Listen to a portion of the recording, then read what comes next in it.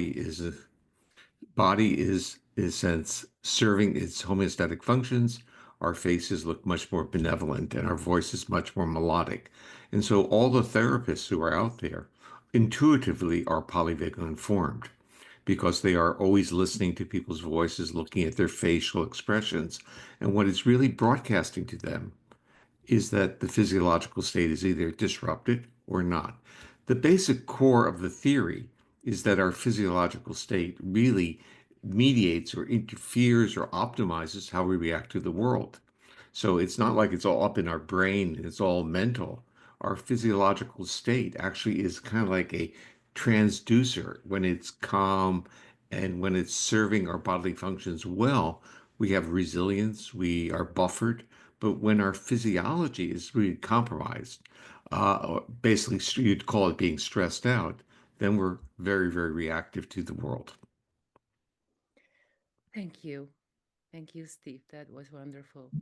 And Boris, this connection between you and Steve through the polyvagal theory, this is something that has been fascinating me for the last 2 months since we got in touch. So how did you discover polyvagal theory? Everybody from Chicago. So it's not easy to explain. I have to explain first what's my topic of interest in my medical practice. My interest is human development, especially through childhood and adolescence.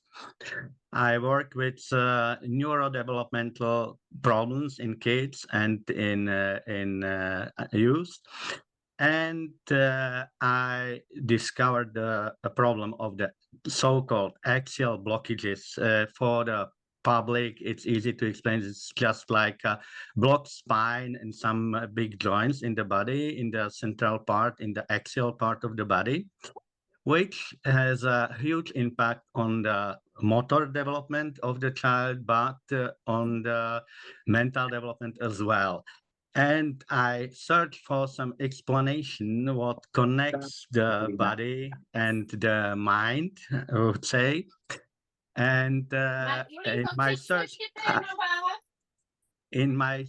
I found the relation is between the body dysfunction and the mental dysfunction, and I found the polyvagal theory, and it was a huge discovery for me. And I stated I have to find the creator of this theory, and I looked for Stephen Porges as an author of this theory, and then I discovered that there is a huge opportunity to meet him in person in Prague. So it was a big surprise for me. And yeah, it was the beginning, and then the things proceeded very fast.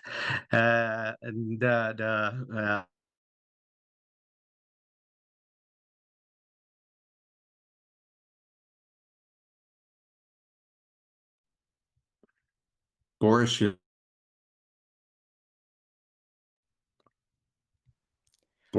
muted. I'm sorry, Boris, you were muted. Yeah, do you hear me now? Mm-hmm. Yeah. Okay.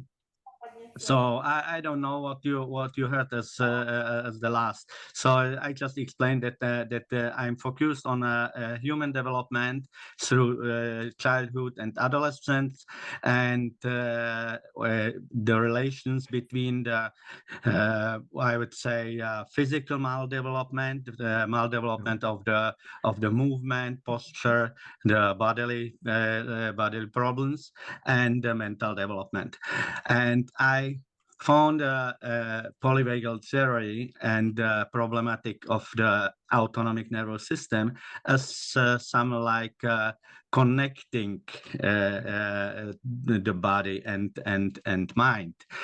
And this was the first step. And then I searched who is the creator of this theory, and I found Steve. And what was for my huge surprise, I discovered that it's a chance to meet Steve in my home country, in the Czech Republic, in Prague, in May this year. So I tried to connect with the organizers, and so they helped me to find a right contact to Steve. Yeah, and it finished with our personal meeting in Florida 2 days ago, where we spent like a half a day discussing all these things. So it was very fast, and it's the history. It goes like 3 months back from now. Okay, wonderful. Thank you so much, Boris. And now I'll turn a little bit more practical. How do you actually, Steve, use the polyvagal theory in your practice?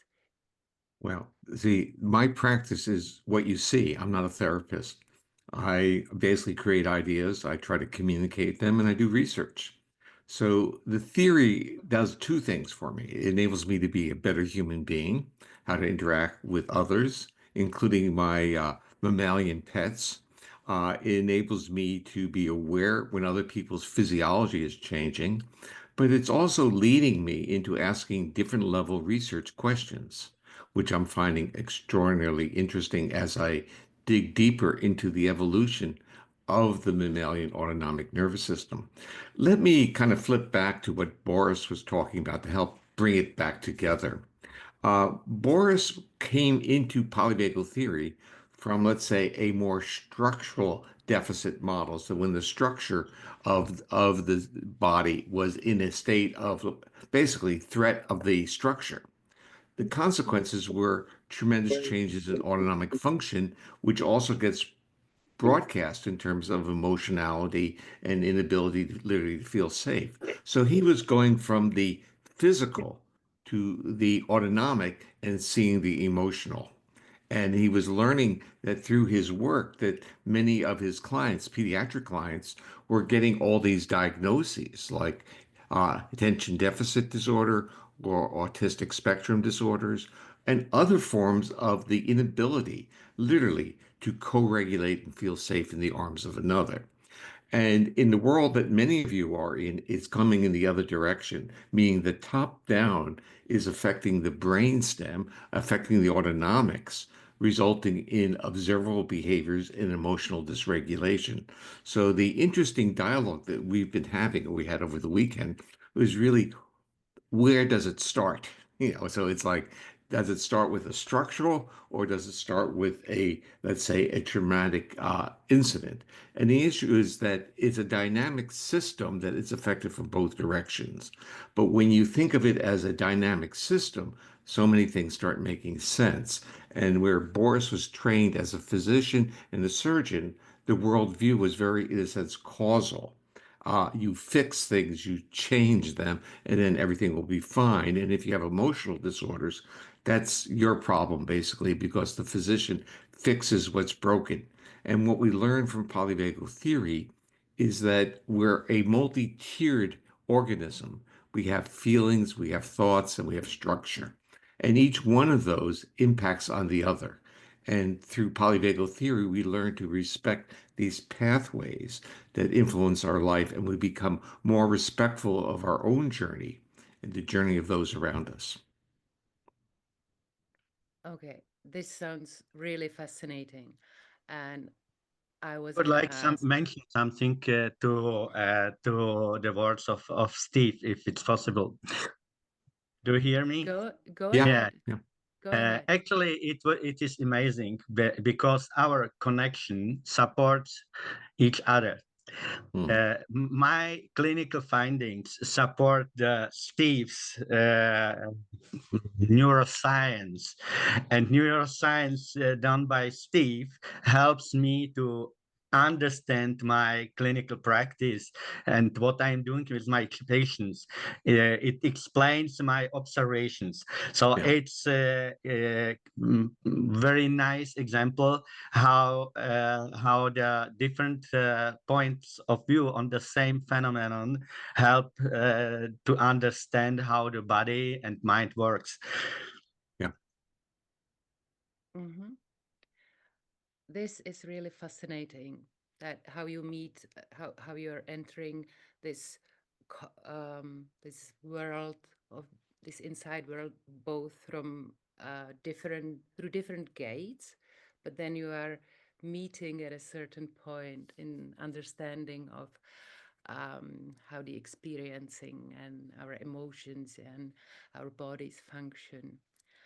And well, would you have, gentlemen, something like an incentive or a teaser to tell our viewers what you will be talking about at the Congress, and they should really not miss? Whichever of you want to start. Well, I'll start. First of all, for me, talking at clinical or conferences with clinicians has always been, in a sense, extremely rewarding, because the information that I receive from people who are working with trauma, especially, has been so insightful in terms of how the theory is actually played out in real time, in real life. So many of the trauma therapists work with clients, and many of the therapists themselves have histories of adversity in which they cannot explain why those experiences were so transformative in the way they lived their lives. They can't explain why after a certain event they had irritable bowel syndrome or they developed fibromyalgia. Polyvagal theory gives you the insight to understand that transformation, and it gives you the insight into respecting and honoring what your body does. While the traditional medical model is all about pathology or pathologizing what your body has done, and what that does is it gets you to literally dislike your body. But when you have a sense of self-compassion, you learn what your body has been doing. Prosím vás, někdo tam máte zapnutý zvuk, mohl byste si vypnout mikrofony? Yeah, thank you very much. Sorry, Okay, Stephen. so it's no problem. Basically, what we start to learn is that even though we may be compromised after suffering severe adversity, we learn to acknowledge that what our body has done in that reaction has been to preserve our life, has been to be helpful. And what I would say the teaser is that when therapists start to understand the polyvagal theory, they learn to have a sense of self-compassion and compassion for the body, rather than, in a sense, dismissing the body, which would be a more behavioralist viewpoint, or a determinist viewpoint, saying that my body's really kind of messed up and I just have to live with it. It's understanding the dialectic, the relationship between our experiences and our reactions in a very predictable and understandable way that leads us into a more welcoming understanding of our physiological reactivity and in a sense, a different embracing of our own sense of humanity and our sense of vulnerability. And what I often like to say is that as human beings, we have only one gift to give, and that's our own accessibility. And as therapists, what you learn is the package or the gift of trauma for many people is it removes their ability to be accessible to other humans. And so what we're really saying is that when we learn how it is to be safe in our own bodies, our bodies learn to be accessible to others. Mm-hmm. Well, thanks a lot. That's so beautifully put. Thank you. And Boris, what would you have for potential visitors of our Congress as a teaser, as an incentive?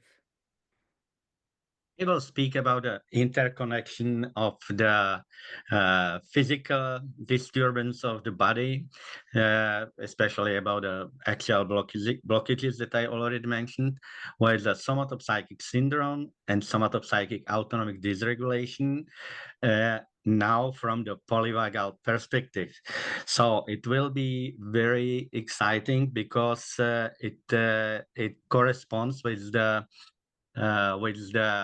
main topic of the Congress, the body-mind unity, because we see in the clinical practice and through the lens of polyvagal theory that the body and mind is really interconnected, both sides. I will speak more from the how the body influences the mental. Pána. Já jdu nahoru poslouchat pána, jo? Jo, And- jdu s tačkou všechno řešit, jo? I apologize. I don't know how to Tačko, ona mute se all the vlečou v people, bombu. because when I mute all, I mute also you. So perhaps, yeah, I'll mute all, and then I'll unmute the two of you. Ask to unmute. Good. It works. You hear me? Yeah. Okay, so I will speak about the integration of polyvagal theory into the understanding of axial blockages, other problems with the physical development of the child, about the somatopsychic autonomic dysregulations and somatopsychic syndrome, which provides a novel and necessary framework for recognizing the cascading effects on biomechanical dysfunctions, on psychological well-being. By shifting the focus from the psychogenic attributions to structurally and physiologically driven pathways, we can refine both diagnosis and of course treatment as well, ultimately enhancing patients' outcomes across the lifespan. A collaborative disclosure on these interrelations with Steve may yield a further insights into the profound somato-autonomic psychological interplay guiding the future therapeutic advancements. So if you are interested in these topics, there is the good idea to participate in the Congress, because there we both will have much more space to explain what's going on, what we can offer, and how to approach these conditions. So, Boris, thank you very much. And if I can put it in more perhaps understandable and more down-to-earth words, you are simply offering new ways for parents with children who suffer from something that the mainstream medicine or the mainstream psychotherapy is not able to address. You are offering hope. I mean that the strong on this concept is that you are treating both. You are treating the body, and through the body you are treating the mind. It works also opposite way. Boris, but excuse me, I have a feeling that Steve wants to say something. I do want to jump in here. Yeah. And that is, I use the term being a polyvagal informed therapist or human being, and that is really focused on you listen to people's voices, you look at their faces, because they're broadcasting their physiological state. And what Boris brings to the table on this one, he says, that's not all. Don't just listen to voice and face. Look at how the joints are behaving. In a sense, if there's this immobility of the joints where they're locked or these blockages, the downstream effect is on the autonomic nervous system, which then affects which is the platform for our emotional regulation. So he's saying you can be polyvagal informed by looking at structure, by looking at posture, by looking at people, how they use and walk and how they hold their body. So I think it brings us into a better understanding of this very complex organism in which we inhabit that has different dimensions to it. It's not merely a cognitive organism. It's not merely a physiological one, and it's not merely a structural one. It's a dynamically integrated system. And when that system loses its regulatory capacity, which means when it gets under stress or threat or disrupts illness, disrupts its homeostatic functions, the cascade is everywhere. Boris is seeing it in the structural. I'm seeing it in the autonomics. Therapists see it in the psychological, emotional, and behavioral one. Okay, wonderful. Yeah. So thank you very much for this teaser for the Congress. And there is another question I always wanted to ask. I wanted to ask Stephen, because myself being a therapist from Gabor Mate's school, I see trauma everywhere. So I wanted to ask if the automatic reactions of our autonomic nervous system actually relate to trauma. Well, I'm actually going to change the way you phrase that. And that is when you see others in a state of the effects of trauma, what is your body reaction to that? And so the issue is your body capable of observing without going into too much of an empathic state in which you are merely mimicking the physiological and emotional distress of the client? So this is how I define compassion. It's not that you don't react, but your body becomes aware that you reacted and you calm your body down. And now you can be an effective co-regulator. You can't really do therapy if you live in a state of empathic pain with your clients, because the client is now going to be reacting to what the client sees in you as pain that they caused. So you have to, in a sense, be more therapeutic in how you create the relationship. But I did want to bring something else into this dialogue, this discussion, very much related to why the conference is important. We're in strange times now. We're in times, it's not merely COVID. COVID taught us so much. It taught us really how much we need people. And it told us when we didn't have the social nourishment, what polyvagal theory calls co-regulation with another appropriate social mammal, what happens to our nervous systems? We become vulnerable, we become irritable, we lose our resilience. Well, what happened, and you can see it post-COVID, is there are a lot of political disruptions around the world. And of course, being in the US, we're aware of them on a very proximal and daily level. And these reactions in the political arena are basically quite predictable when a population becomes under a state of threat. So the consequence of being under threat is to be self-protective.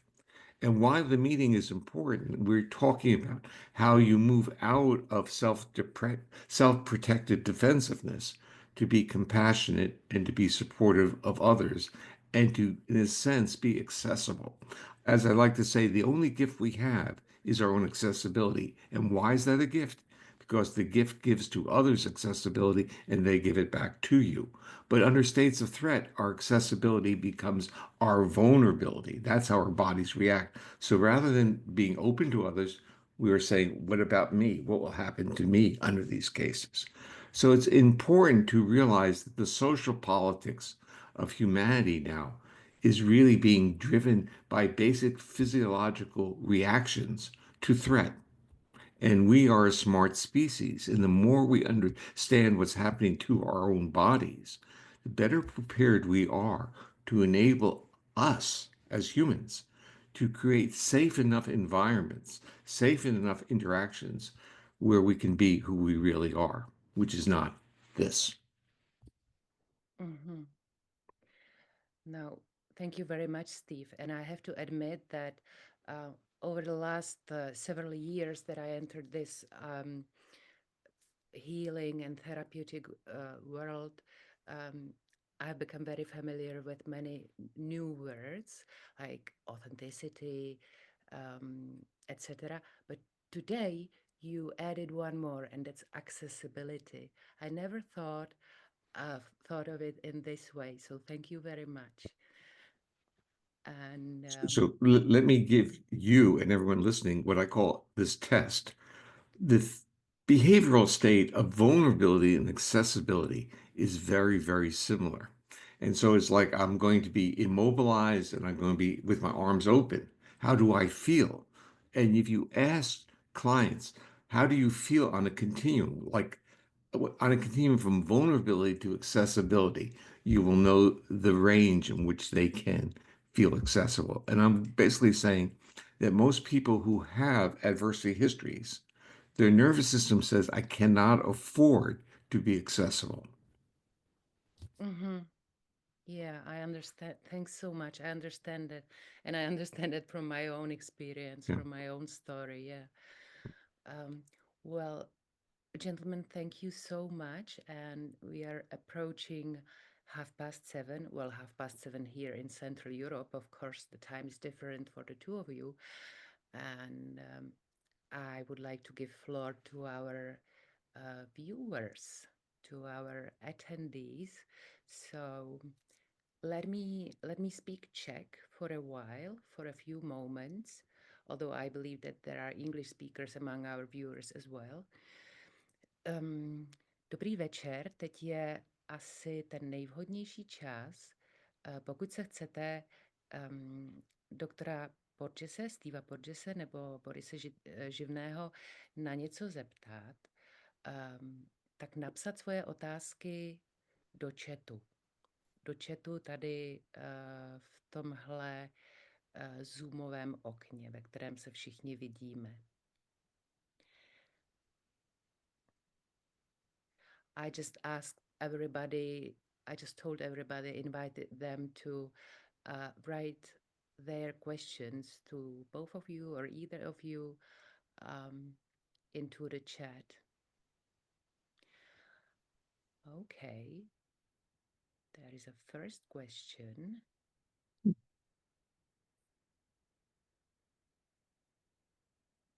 Oh, there is actually a lot of questions. How can I become, Hannah is asking, how can I become a polyvagal therapist? I work as a psychologist. Let me respond to that one. And that is the term we would use is a polyvagal informed therapist, which means that any specialty, whether you're like somatic experiencing or Gabor's model or EMDR, you can still be polyvagal informed. And actually, Gabor, of course, is very tightly linked to the concepts that are in polyvagal theory. So is Peter Levine with somatic experiencing, and the EMDR groups are also very much embedded with it. So the issue is, it's not a therapy of its own. It's really a knowledge base that enables you to be a better therapist. And what we've been doing with the Polyvagal Institute, so we created a not-for-profit, basically educational institute to give courses. And now there's a group, actually there's going to be a polyvagal affiliate in the Czech Republic. So whom I will meet some of these people at the meeting. So I'm looking forward to that. So there are, I think, somewhere between 14 and 18 different international groups now that view themselves as polyvagal informed partners. So it's really to convey this knowledge base and to use it in the work that they are doing. Mm-hmm. Thank you. So much. And there's another really, really important question. I mean, not that there are questions that are less important, but I really resonate with that one. Good evening, Dr. Porges. I was given up by my mother at birth and raised in a foster family, where I also didn't experience a sense of safety and support. I didn't feel safe in my marriage either. Is it truly possible to rebuild a sense of safety in the body after such early and repeated disruption? For the past 20 years, I've struggled with pain in my left shoulder, and that worsens under stress and in crowded spaces. What can be done in moments like this? Where am I neurologically or emotionally when this happens? First of all, polyvagal theory provides this very optimistic perspective. So let's take your question through the lens of the polyvagal theory, which gives you an explanation of why your body doesn't feel safe. It doesn't feel safe in crowds or in relationships. You have an understanding of what you were exposed to. Your body did wonderful things. You were able to survive in those situations. But we're intelligent organisms. And now when we start understanding what our body has done, we can start to reframe that message to our nervous system and create greater accessibility and become more embodied, meaning feeling our body. I would also say that, the symptomatology that you're describing will overlap with some of what Boris is talking about, like pain in the shoulder may also be linked to axonal blockage. So we start seeing that it gets transmitted. States of defense change the physiology, change the structure. So knowledge is really our gift as human beings. We can figure out what's happened to us.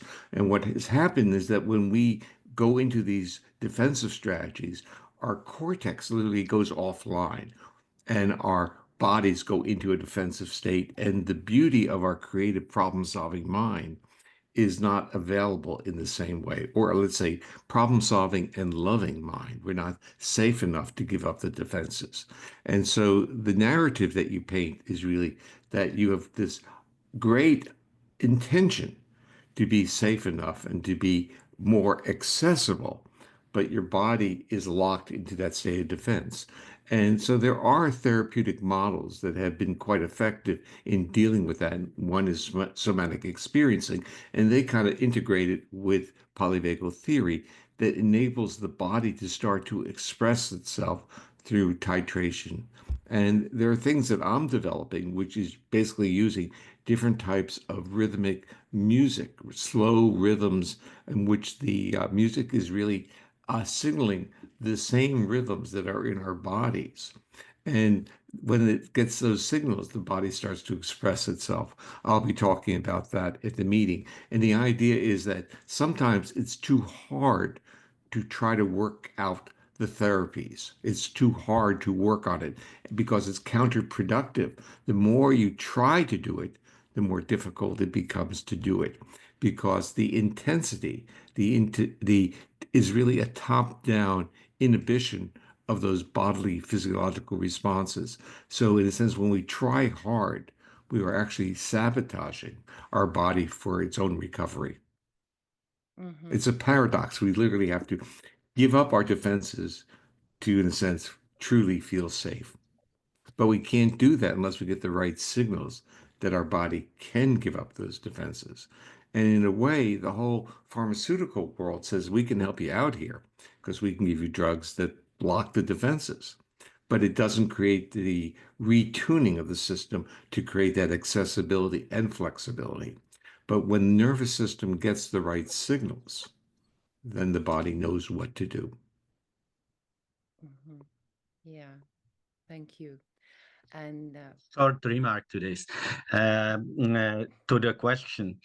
Always, when you have psychic problems like anxiety and depression and things like this, and connect it with some pain in your body, always think about that there's also a possibility that the mental problems originated from your body dysfunction. So it's good to treat the patient in a very complex way. And especially for these patients, I will highly recommend to start with the proper neurology exam, where it's the check of your posture, of your movement, because I see, for example, the anxiety in more than 80% of patients with the blocks of the spine. So it's very important. And once we solve the spine problem, we see a huge improvement in the depression and the anxiety. Especially the anxiety is very nicely treatable with treatment of the body. So keep it in mind. Just don't try to fix all the problems with some psychotherapy and so. But let somebody who knows it to check your body as well.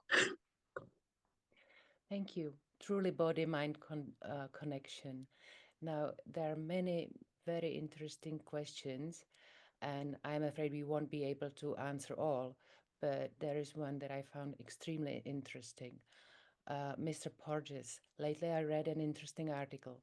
Do you see difference between nervous system regulation, in brackets somatic exercises, that aim to help metabolize stress response, and nervous system resolution, which aims at expanding the window of tolerance? Well, I don't see a difference between them. See, the issue is that when people talk about, let's say, polyvagal informed or vagal exercises, it's really about expanding the neural range that the system works. And so that affects the window of tolerance. So this is a Dan Siegel term, but it overlays into polyvagal theory. It basically says that your autonomic nervous system can move many areas and it will come back to a calm state. And if it says have a narrow window of tolerance, once your heart rate goes fast, you now become anxious and reactive and you don't calm down. It's like some of your clients, if your clinic is up several flights of steps and the client walks up the steps to get therapy, but is now their heart rates are beating fast, they're reactive. If they have, in a sense, a more neurally regulated through neural exercises, then their window of tolerance is greater. I'm a big fan of neural exercises and, in a sense, develop the acoustic therapies that are really based on neural exercises, which are about challenging the nervous system and allowing it to naturally recover very rapidly and then expanding. It's similar to what somatic experiencing does in terms of what they call pendulation. So what I view it as a neural exercise, and when the nervous system becomes more familiar with literally taking off the vagal brake, allowing the sympathetics to be expressed, and then allowing the brake to come back on. Mm-hmm. Thank you. All right. Let me have a look. There are really many questions. So let me have a look at what Alžbeta picked for me. Oh, there is a question. I'm an attachment-based parent coach, and I often use concepts from polyvagal theory to help guide parents in regulating themselves and their children. As a highly sensitive person, I notice in myself that my nervous system feels comfortable operating in extremes, and it struggles to be in relaxed and calm state, as if the very calmness I long for is perceived as stress. How would you recommend I teach myself to be able to rest, to be in a state of being? Okay, this question provides a tremendous amount of insight. And so I'm going to basically start off by saying I do not come from a major trauma background. My life, even though I may have complained about my parents or my sister or my home, in reality, it was really quite a wonderful life. And when you start learning about the range of human experiences when you step into the world of trauma and trauma therapists. So as I learned, I realized what was going on. And what the person's describing is that if they stay mobilized, they're comfortable. What does that mean from a polyvagal perspective? It means that they're, in a sense, in a state that supports defenses. And that immobilization to them is vulnerability. It's not accessibility. So for me, my dream state is calmness. When I was even in graduate school, we're talking decades ago, I used the word deafferenting, which is turning off sensory information. And that's what I viewed as really bliss, turning off the sensory world and just allowing my body to be. Now, that gets very similar to many meditative states, but many people can't do meditation. They can't do, quote, mindfulness exercises, because that calmingness to the body is a signal of their own history, which is vulnerability and abuse when they were not actively defending. Mm-hmm. Yeah, thank you, Steve. That resonates so much with what Gabor teaches us. Yeah, let's go to this very short question. I would like to give it some voice. And I think it's a question for kind of both of you. Can your method be used to healing fibromyalgia? Nobody wants to treat me, and for 5 years, and I can't go on any longer. I'm going to step in first. There's a whole set of disorders that are pain disorders, and fibromyalgia is one of them. And I think Boris will talk to that as well. But there's other ones like gut problems. These are called functional disorders. And they're called functional disorders because there's no identifiable pathophysiology. And that's why that person can't get treatment, because they can't identify a pathophysiological causality. Now, the irony is that many of patient visits in many disciplines within medicine do not have a pathophysiology. So it goes back to the theory of modern medicine, which is called nosology, which is really the idea that symptom clusters will lead you to pathophysiology. And then what modern medicine did was pathophysiology will lead you to genetics, and then genetics will lead you to pharmacology. Now, the point is that even in gastroenterology, gut clinics, over 50% of the patients that come into gut clinics don't have any pathophysiology. If you talk about rheumatology, it's going to be even higher. So the point is that people can't find causal. So what's wrong is they're looking in the wrong place. And what polyvagal theory says, these functional disorders are real disorders, but they're disorders of the neural regulation of primarily the autonomic nervous system and its impact on skeletal motor and other systems as well, like neuroendocrine and inflammatory systems. But basically, they're neural disorders, neuroorganizational disorders, and they're measurable. But what has happened is that medicine, in its vast array of assessments, does not measure neural regulation of the autonomic nervous system. In fact, it basically gave that away to commercial products like smartwatches that measure heart rate variability, which is really the closest metric that people are aware of that measures neural regulation of the autonomic nervous system. So it's literally outside of major medicine. So the point is that we need to have an understanding that these disorders are not real because the person experiences it. They're also real because they are reflected in a disruption of the neural regulation of organs. Mhm. Thank you very much. I would say to this topic that I think that it's not a good way to start any kind of therapy without the attempt to find the source of the problem, mean the etiology. It's quite common in current medicine. It's much more a symptomatic therapies. Also in the alternative medicine, it's always like a symptomatic therapy, but not therapy focused on the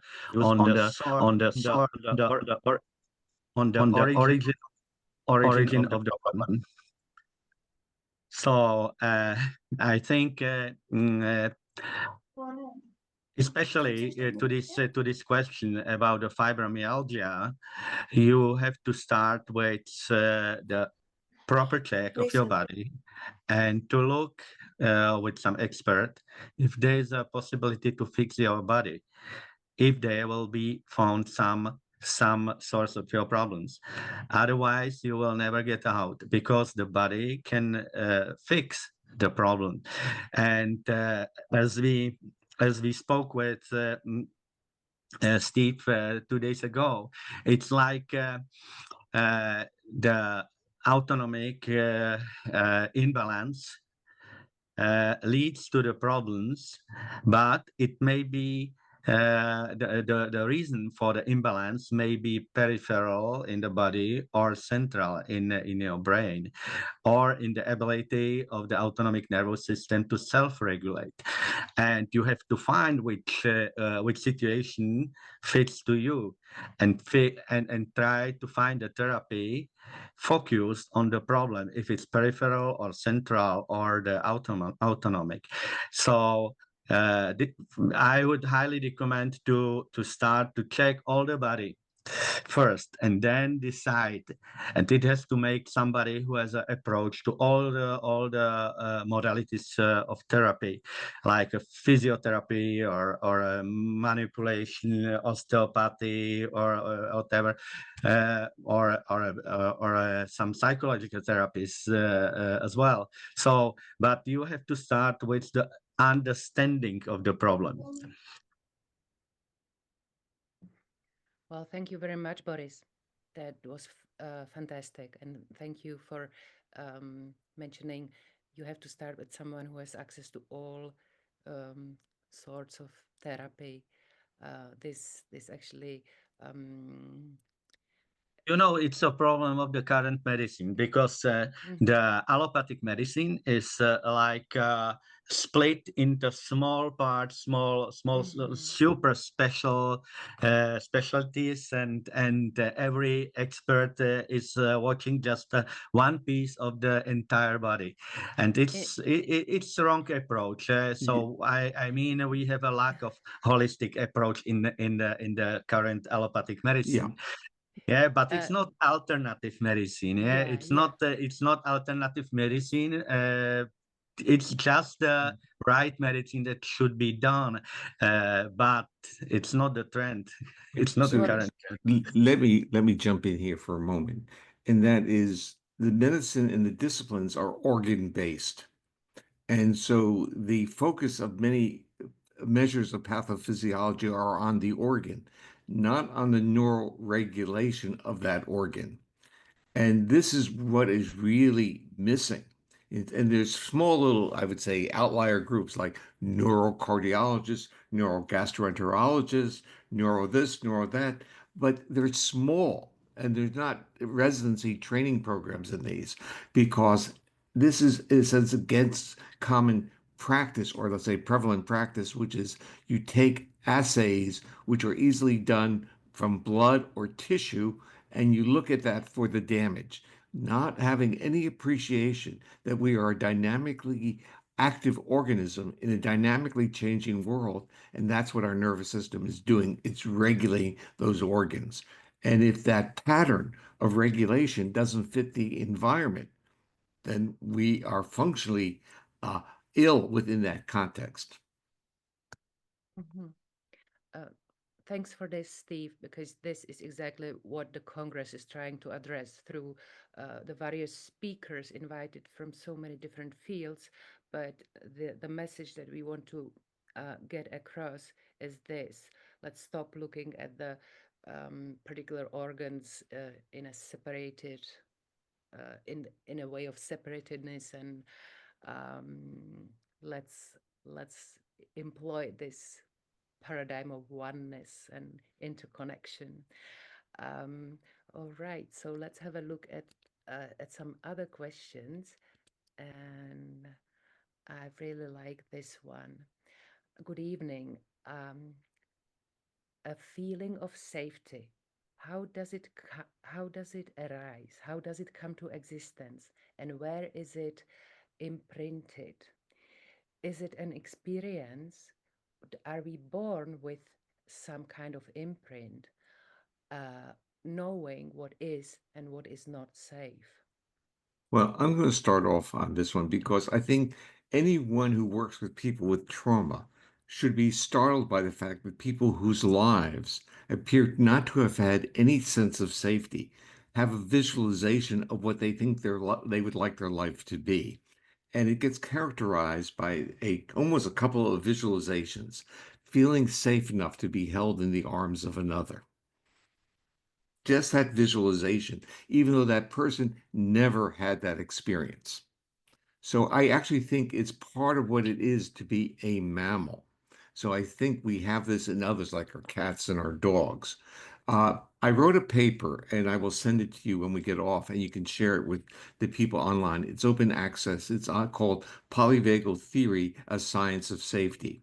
And in it, I go through all these things about what it is to feel safe from a physiological and behavioral level. The important part of this, and actually was involved with developing a scale with a psychologist from Scotland, and her name is Liza Morton. And she developed, I worked with her in developing this. It's called the Neuroception of Psychological Safety Scale. And this was the most interesting, I would say, one of the most interesting journeys I was on, because she really wanted to do this. But when they start to develop their items, she couldn't develop an item of safety. She could develop an item on which fear or threat was removed. And so the initial dialogue I had with them, I said, that's not safety. It's good to get rid of threat, but safety is something more. And that becomes the part that we don't understand so much in our society. We try to make schools safe by, in a sense, having people wear guns in classrooms, all these types of misunderstanding about our nervous system and the signals to it that it needs to feel safe. So I will share that paper, and please share it with the people who are online. Mm-hmm. Yes, thank you. We will. It's interesting when we are talking about a feeling of safety. I have a lot of kids with the so-called somatopsychic syndrome, which I will be explaining at the Congress, who before the therapy focused on the body and on the blocks along the spine, never felt safety. And they can later, the older kids can then after the treatment explain you their feelings. Yeah. And it's interesting because they have no experience of safety. And they can tell you after the treatment how bad is it for their life, for their quality of life. So it's very interesting. I think it's the safety is just the autonomic nervous system is able to arrange the safety feeling, but not just when there is no reason for safety feeling. When you feel treated, when you have like inputs from your body, from your environment where you live, which is not safe, you cannot feel yourself safe. It's just working like this. The autonomic nervous system, you cannot blame. Just it's working according to the inputs to it. Maybe Steve can correct me, but that's my feeling. I uploaded a link for that paper on chat, so if people want to see it, they can see it. Thank you very much. I'll note it down. We have 4 last minutes, so what I would like to ask you, somebody is asking, I'm interested in how to practically approach clients with chronic back pain that has no diagnosis. Doctors are throwing you around and everyone has a different opinion. Few people look at your psyche. Where to look for help? I'll start with that. I've been part of a think tank start off with spinal surgeons, then ended up with the whole notion of chronic disease. The important point from what I learned was that chronic pain is very different than acute pain. Chronic pain is it's more of a brain pain. It's not a structure. So you can actually show that the person's experiencing pain, but it's not the same mechanism as acute pain. Acute pain is you're injured, your body reacts. But what happens with chronic pain is that the nervous system adjusts to being locked into that state that it was in an acute pain. So when these people go to physicians or get MRIs and other diagnoses, they're finding no pathophysiology, and they're really being poorly treated by the medical community. They're saying they don't really have pain, but they have pain. And that is, in a sense, a brain neural pain. And there are now, in a sense, interesting interventions working well. And some of them are actually utilizing polyvagal theory, because the pain, the skeletal motor pain that many of them feel, is really linked to the sympathetic nervous system. And polyvagal theory really informs us that when we have this more ventral vagal circuit working, the sympathetics basically get tampered down. They may go to sleep. So they were using things like heart rate variability biofeedback and dealing with pain, and pain was really coming under control, including they were doing physiological measurements of literally muscle spindles. So they were actually getting an impact on the muscles themselves. Yeah, it's quite often that the chronic low back pain has no organic correlate visible on the MRI or CT scan or etc. But it is still functional. So it's possible to find some changes in the cooperation of the muscles, some muscle strains, etc. And I really don't see the patients with the purely centralized pain without any peripheral finding. It's just it's not visible on the radiologic scans, but it doesn't mean the body is working well. So I would still recheck those patients before to say it's just the centralized pain. Yeah. Well, the issue is centralized doesn't mean that the muscles aren't in a state of contracture. In a sense, where is the neural signal coming down that is creating that? So it depends upon where you look. And from a structural level, sometimes manipulations of the body release that. So it's, in a sense, this integrated can system. Confirm this. Yep. Yeah. The integrated system, there are different portals of entry. And the portal that you're talking about is a very powerful portal in retuning. That's the reason why I like that, because it looks the body as one unit, all the body, entire body, and not just the part of it. Yeah. Yeah. Well, thank you, gentlemen. We are right on the hour again, and our time together has passed.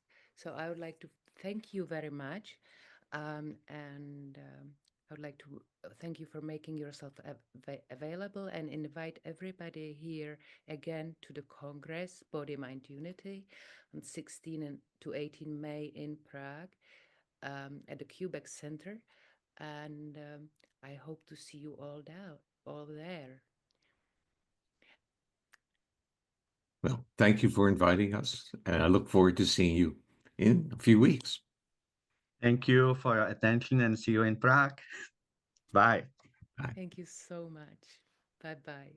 And we will be sending a link to the recording. Budeme posílat záznam z tohoto webináře. Přijde vám všem zaregistrovaným na e-mail. Velmi mě těšilo. Loučím se. Thanks. Thank you. Thanks. Bye. Bye. Nashledanou. Thank you. Děkuji, nashledanou. Děkuji. Nashledanou. See you in Prague. Yeah. Goodbye. See you. Jak dlouho bude nahrávka, prosím, k dispozici? Prosím?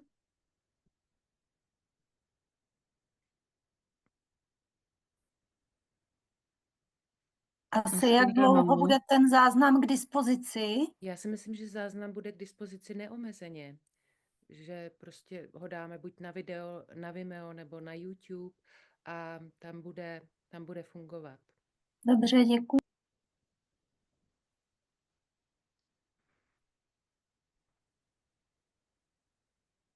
Děkuji, nashledanou. Nashledanou.